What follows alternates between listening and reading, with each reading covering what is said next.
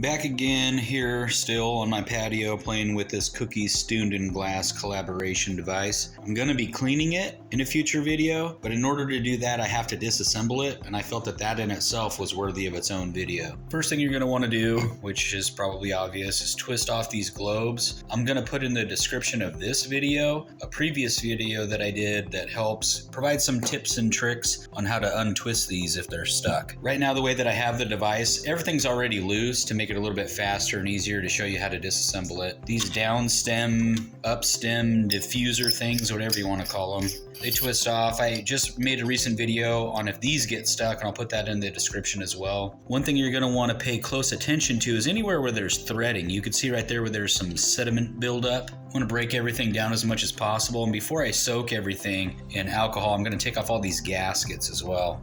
So I'll flip this over very carefully because, like I said, everything's already loosened up. Twist this one off. This is a little bit of deja vu, right? You're just doing the exact same thing. You can see the threading on this one isn't as bad as the other one.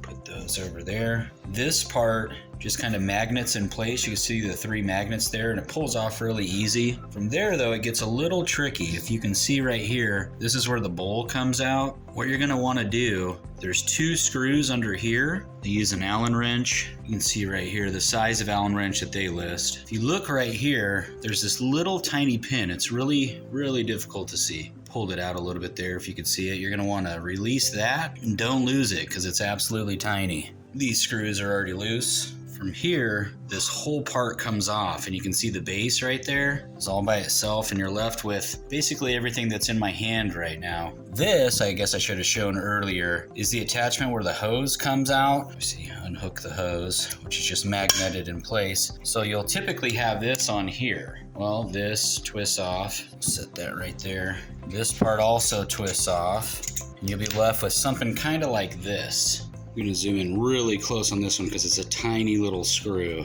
That's what loosens this part.